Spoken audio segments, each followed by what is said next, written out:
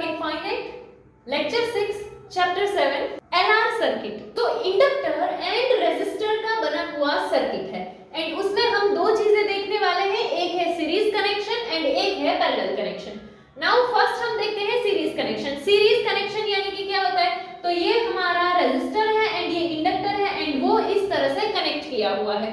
सो series में जो main चीज सीखने वाली है वो कि यहाँ पर जो करंट होगा, करंट का पाथ कैसा होगा, सेम होगा, यानी कि रेजिस्टर एंड इंडक्टर दोनों के लिए ही करंट का जो वैल्यू होगा वो सेम होगा, बट दोनों के लिए वोल्टेज जो होगा वो कैसा होगा, डिफरेंट होगा एंड उस वोल्टेज का समेशन जो है वो ओवरऑल यहाँ पर जो वोल्टेज है वो होगा।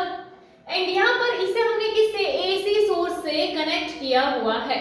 इससे पहले वाले लेक्चर्स में डेरिवेशन देखें, एक तो क्या था AC voltage applied to inductor and एक था AC voltage applied to resistor and उन दोनों में ही हमें जो है करंट का एक वैल्यू मिला था। जैसे कि अगर रेजिस्टर के लिए अगर हम वैल्यू देखें तो क्या था, I m इक्वल्स टू में Vm अपॉन में R, इस तरह से आया था। तो अगर हमें यही चीज वोल्टेज के लिए चाहिए तो ये R यहाँ डिवीजन, यहाँ से यहाँ आया तो मल्टीप्लिकेशन में आ जाएगा। सो क्या हो जाएगा कि रेजिस्टर के लिए जो Vm है वो क्या आ जाएगा, ImR। एंड यही चीज इंडक्टर वाले डेरिवेशन में भी हमने देखी थी कि इंडक्टर के लिए जो हमें करंट का वैल्यू मिला था वो क्या था, I m इक्वल्स टू में Vm अपॉन में XL एंड ये जो XL था वो क्या था, इंडक्टिव रिएक्टेंस। एंड यहाँ पर अगर हमें वोल्टेज के लिए चाहिए तो ये यहाँ डिवीजन, यहाँ से यहाँ आएगा तो मल्टीप्लिकेशन। सो इसीलिए क्या हो जाएगा कि Vm जो है उसका वैल्यू आएगा ImXL। एंड यहाँ पर अभी हमने देखा कि करंट जो है वो कैसा होगा, सेम होगा। हमें सपोज फेजर डायग्राम बनाना है तो फेजर डायग्राम में एक चीज ध्यान रखना, फेजर में पहले ये चीज देखो कि कौन सा सेम है। यहाँ पर कौन सा सेम है, करंट सेम है। सो पहले क्या बना दो, करंट बना दो। अभी दोनों का ही करंट सेम है यानी क्या, IR इक्वल्स टू में क्या होगा, IL इक्वल्स टू में क्या बोल देते हैं, I।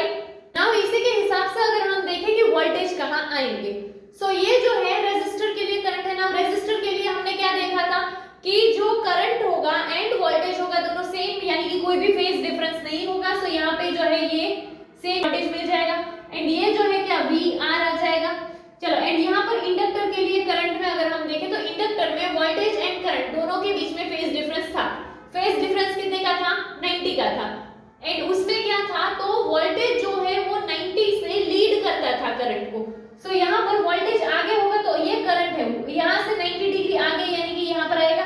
सो देखो ये डायग्राम जो है वो वैसा ही बना है कि यहाँ पर जो है वो क्या, क्योंकि रेजिस्टर के लिए आ जाएगा VR एंड यहाँ पर इंडक्टर के लिए क्या आ जाएगा, VL।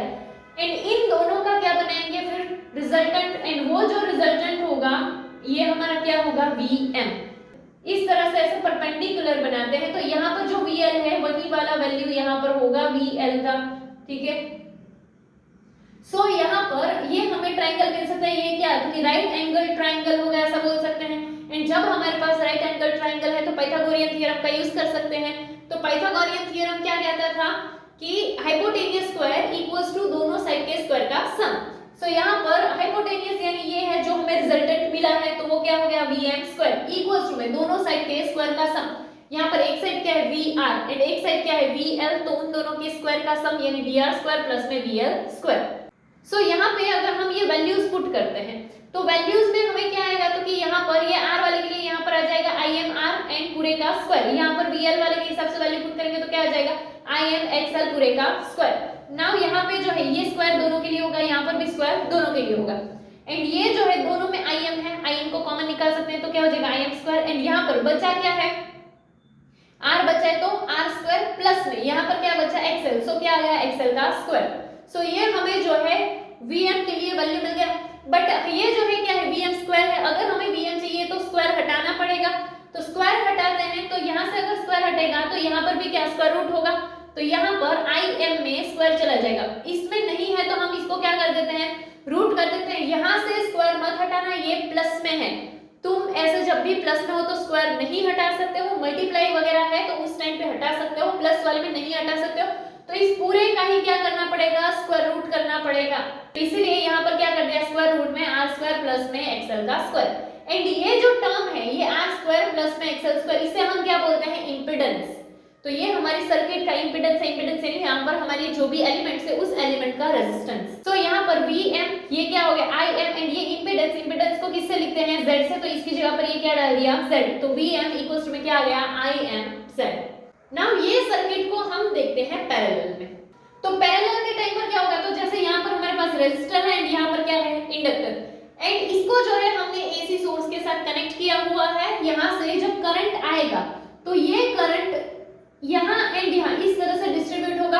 इसी वजह से ये दोनों पॉइंट पे करंट का वैल्यू कैसा हो जाएगा, डिफरेंट हो जाएगा। यहाँ पर क्या था, करंट के पास पाथ एक ही है, इसीलिए दोनों में करंट सेम था। यहाँ पर जो है दोनों के लिए करंट क्या हो जाएगा, डिफरेंट हो जाएगा। एंड यहाँ पे क्या था, तो कि वोल्टेज जो है वो डिफरेंट था, कि एक तो ये इसका वोल्टेज एंड एक ये दोनों पॉइंट के हिसाब से, बट यहाँ पर जो है ये दोनों पॉइंट के हिसाब से, तो यहाँ पर दोनों के लिए जो वोल्टेज आएगा वो क्या होगा, सेम होगा। सो हम क्या बोल सकते हैं कि यहाँ पर VR इक्वल्स टू में VL इक्वल्स टू में क्या होगा V। सो जो सेम है, हमने जो डायग्राम बनाना सीखा उसके अकॉर्डिंग अगर हम देखें तो क्या, तो जो सेम है उसे पहले बना लेते हैं। सो जो सेम है उसमें क्या है कि वोल्टेज सेम है, तो यहाँ पर हम कर देते हैं कि VR इक्वल्स टू में VL इक्वल्स टू में V। इसके हिसाब से करंट ड्रॉ करते हैं। तो रेजिस्टर में वोल्टेज एंड करंट दोनों के बीच में क्या था, कोई भी फेज डिफरेंस नहीं था, यानी कि दोनों सेम एंगल पे थे। तो इसके लिए जो करंट आएगा वो यहाँ पर ही आ जाएगा, तो ये क्या हो गया IR। एंड इंडक्टर में हमने क्या देखा था, तो इंडक्टर में वोल्टेज लीड करता था, करंट क्या था, पीछे था। सो इसीलिए यहाँ पर जो करंट आएगा वो इस साइड आएगा एंड ये क्या हो गया IL। तो यहाँ पे हमने वही डायग्राम बना रखा है कि यहाँ पर IR एंड यहाँ पर क्या आ गया IL, एंड इन दोनों का रिजल्टेंट जो है वो आएगा यहाँ पे ऐसे। सो दोनों का जो रिजल्टेंट है उससे अगर हम देखें तो यहाँ पर ये पूरा ऐसे एक राइट एंगल ट्रायंगल बन सकता है, एंड यहाँ पर जो वैल्यू होगा वही सेम वैल्यू यहाँ पर होगा, कि लाइक ये IL है तो यहाँ पर जो होगा वो भी क्या आ जाएगा IL, एंड ये जो है IR है यानी यहाँ पर भी क्या होगा IR। तो दो ट्रायंगल बन सकते हैं तुम्हारे, एक तो ये वाला ट्रायंगल बन सकता है यहाँ 90 डिग्री वाला, एंड दूसरा ये वाला ट्रायंगल बन सकता है जिसमें यहाँ 90 डिग्री है। कोई भी ट्रायंगल लो आंसर सेम आएगा। तो अगर हम ये ट्रायंगल लेते हैं तो पाइथागोरियन थ्योरम लगा सकते हैं। पाइथागोरियन थ्योरम के अकॉर्डिंग क्या था, हाइपोटेन्यूज स्क्वायर इक्वल्स टू दोनों साइड के स्क्वायर का सम। सो यहाँ पे हाइपोटेन्यूज यानी ये रिजल्टेंट I है, तो यहाँ पर क्या कर देते हैं Im स्क्वायर इक्वल्स टू में दोनों साइड, एक साइड क्या है, सो IR है यहाँ पे एंड यहाँ पे क्या है IL, सो IR स्क्वायर प्लस में IL स्क्वायर। एंड ये जो हमने यहाँ पर फॉर्मूला देखे, मतलब कि जो इंडक्टर एंड रेजिस्टर वाले डेरिवेशन में हमने जो Im के लिए वैल्यू डिराइव किया था वही सेम वैल्यू यहाँ पर है। सो वो सेम वैल्यू हम यहाँ पर पुट कर सकते हैं कि IR वाले के लिए ये वैल्यू आ जाएगा तो Vm अपॉन में R स्क्वायर, प्लस में इंडक्टर वाले के लिए ये वैल्यू आ जाएगा तो Vm अपॉन में XL स्क्वायर। एंड ये जो है ये Vm, यहाँ पर भी Vm कॉमन निकल सकता है, तो यहाँ क्या आ गया Vm स्क्वायर, एंड यहाँ पर क्या बचा है, सो 1 अपॉन R स्क्वायर, प्लस में यहाँ क्या बचा है 1 अपॉन में XL स्क्वायर। तो ये हमें क्या मिला है Im स्क्वायर मिला है। अगर हमें Im चाहिए तो क्या करना पड़ेगा, ये स्क्वायर हटाना यानी कि रूट लेना पड़ेगा। सो यहाँ पर तो चलो ये स्क्वायर हट गया, यहाँ पर भी Vm स्क्वायर, स्क्वायर था तो स्क्वायर हट जाएगा। इसमें जो है तुम ऐसे स्क्वायर नहीं हटा सकते हो, तो क्या करेंगे हम यहाँ पे रूट लगा देंगे, तो क्या आ जाएगा रूट में 1 अपॉन में R स्क्वायर प्लस में 1 अपॉन में XL स्क्वायर। इसको कंपेयर करना हो अगर, तो हम इसको कंपेयर कैसे कर सकते हो, देख हमारा जो फॉर्मूला था वो क्या था, तो कि एक तो हमारा फॉर्मूला था V इक्वल्स टू में IR, एंड अगर I के लिए डिराइव करना हो तो क्या था V अपॉन में R। सो यहाँ पे तो अगर हम देखें क्या I तो है, फिर V भी है, बट R डिनोमिनेटर में होना चाहिए, यहाँ पर डिनोमिनेटर में नहीं है। अगर डिनोमिनेटर में नहीं है तो क्या कर सकते हैं, सो एक काम कर सकते हैं कि यहाँ पर जो है इसको हम ऐसे लिख सकते हैं कि Vm अपॉन में 1 अपॉन में रूट में 1 अपॉन R स्क्वायर प्लस में 1 अपॉन में XL स्क्वायर। एंड ऐसा क्यों, सो डिनोमिनेटर का डिनोमिनेटर कहाँ जाता है, न्यूमरेटर में जाता है, तो ये इसीलिए यहाँ पर ऊपर आ जाएगा, तो वो ऐसा ही बनेगा। सो एक तो इस तरह से जो है वो सोच सकते हैं, या तो डायरेक्टली ऐसा भी कर सकते हो कि V इक्वल्स टू IR वाले फॉर्मूला के हिसाब से कंपेयर करने के लिए ये यहाँ मल्टीप्लाई यहाँ से यहाँ भेजोगे तो डिवीजन में आ जाएगा, तो उस टाइम पे वो कैसा बनेगा Im इक्वल्स टू में अपॉन में 1 अपॉन में R स्क्वायर प्लस में 1 अपॉन में XL स्क्वायर इक्वल्स टू यहाँ पर क्या आ जाएगा V, and V equals to क्या है IR। नाउ यहाँ पर साथ में नहीं है, ये I है तो यहाँ कुछ नहीं, तो क्या होगा 1, तो ये पूरा ऐसे मल्टीप्लाई में होगा, ऐसा बोल सकते हैं, तो तब भी क्या आएगा 1 अपॉन में रूट में इसी तरह से आएगा, एंड यहाँ पर भी इसी तरह से दोनों में से किसी भी तरह से डिराइव करके आओ। यहाँ पर हम क्या बोल सकते हैं कि ये जो जो है 1 अपॉन में रूट में 1 upon R square plus 1 upon में एक्सएल स्क्वायर इस तरह से जो मिलेगा इसे हम क्या बोलते हैं इम्पीडेंस। तो यहाँ पर जो है इस तरह से हमने कैसे कंपेयर किया वो पता चल गया। I equals to V upon R है, यहाँ पर हमारे पास ये साथ में ही है, अपॉन के लिए डिनोमिनेटर का डिनोमिनेटर कर दिया, क्योंकि डिनोमिनेटर का डिनोमिनेटर कहाँ जाएगा न्यूमरेटर, तब भी वो यही चीज बनने वाली है। तो इस पूरे को हम क्या बोल देते हैं Z। तो इसीलिए ये ऊपर क्या है Vm, तो क्या आ जाएगा Vm अपॉन में Z। ये चीज थोड़ी सी कंफ्यूजन होगी, बेटर है यहीं से कर लो। ये क्या हो जाएगा Vm अपॉन में Z। ये Z का वैल्यू यही है जो डिनोमिनेटर में है, तो वो वैल्यू आ गया। सो ये क्या है हमारा इंपेडेंस। तो यहाँ पर हमने वही लिख दिया लास्ट में कि ये जो है इसकी जगह पर Z डालेंगे तो क्या Im इक्वल्स टू में Vm अपॉन में Z। यहाँ पे सीरीज था, यहाँ पे पैरेलल था, दोनों की अपोजिट चीजें अगर हम देखें, यहाँ पर क्या था करंट जो है वो सेम था, यहाँ पे करंट कैसा था डिफरेंट, यहाँ पे वोल्टेज कैसा था डिफरेंट, यहाँ पे वोल्टेज कैसा निकला सेम।